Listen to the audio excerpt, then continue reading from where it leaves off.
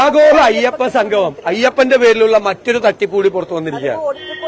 മുഖ്യമന്ത്രിയുടെ പടം വെച്ച് കേരളം മുഴുവൻ ഹോർഡിംഗ്സും ബോർഡുകളും വെച്ച ഒരു കേസിൽ ഹൈക്കോടതിയുടെ നിരീക്ഷണത്തിൽ ഹൈക്കോടതി മര്യാദയ്ക്ക് കണക്ക് തരണം എന്ന് പറഞ്ഞ് ഡയറക്ഷൻ കൊടുത്തൊരു കേസിൽ പോലും കൊള്ളയാണ് നടന്നിരിക്കുന്നത്. കോടികളുടെ കൊള്ളയാണ് നടന്നിരിക്കുന്നത്.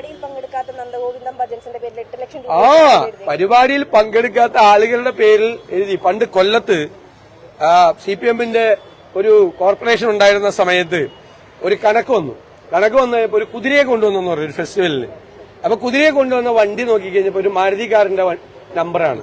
മാരുതി കാറിൽ കുതിരയെ കൊണ്ടുവരാൻ പറ്റില്ലല്ലോ. മാരുതി ലോക്കൽ ഫണ്ട് ഓഡിറ്റിങ്ങിന് വന്ന വിഷയമാണ്. മാരുതി കാറിൽ കുതിരയെ കൊണ്ടുവന്നു കൊല്ലത്തൊരു ഫെസ്റ്റിവലില്. കുതിര മാരുതി കാറിൽ കയറില്ലല്ലോ, അപ്പൊ കള്ളക്കണക്ക് എഴുതി വെച്ചേക്കുവാണ്. അതുപോലത്തെ മാരുതി കാറിൽ കുതിരയെ കൊണ്ടുവന്നതിന് സമാനമായ നിരവധി കള്ളക്കണക്കുകളാണ്. ഈ പറയുന്ന ഈ ഭജൻ സംഘം അവിടെ പരിപാടി നടത്തിയിട്ടില്ല. അവരുടെ പേരിൽ പൈസ എഴുതി മേടിച്ചിരിക്കുക. പിന്നെ എവിടെയാണ് 4000 പേർക്ക് അവിടെ ഭക്ഷണം കൊടുത്ത്? അവിടെ എത്ര പേരുണ്ടായിരുന്നു എന്ന് മാധ്യമങ്ങൾ കണ്ടതല്ലേ? എത്ര പേരുണ്ടായിരുന്നു അവിടെ? 600 പേരിട്ടാണ് അവിടെ ആകെ ഉണ്ടായിരുന്നത്. ഇത്രയും കൊട്ടിഘോഷിപ്പിച്ച സംഭവത്തിൽ അതിന്റെ പേരിൽ പന്തൽ തൊട്ട് മുഴുവൻ കാര്യങ്ങളിലും അഴിമതിയാണ്. കോടതി നിരീക്ഷണത്തിൽ ഇത്രയും കൊള്ള നടത്താമെങ്കിൽ ഇവര് ശബരിമലയിൽ നിന്ന് എന്തെല്ലാം അടിച്ചു മാറ്റി കാണും. വലിയ വിശദമായ അന്വേഷണമാണ് നടക്കേണ്ടത്.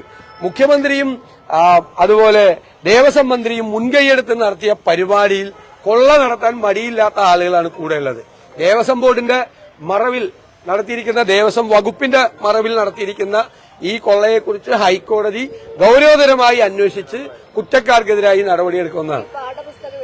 ഇത്രയും വലിയ വിവാദം വന്നിട്ടും ഈ ആഗോള അയ്യപ്പ സംഗമത്തിന്റെ പേരിൽ ഇത്രയും കോടി രൂപ കൊള്ളയടിച്ചു. അതിനുള്ള ധൈര്യം പോണ പോക്കിൽ എല്ലാം കാലിയാക്കിക്കൊണ്ട് എല്ലാം കൊള്ളയടിച്ചുകൊണ്ടുള്ള പോകുന്ന പോക്കാണ്.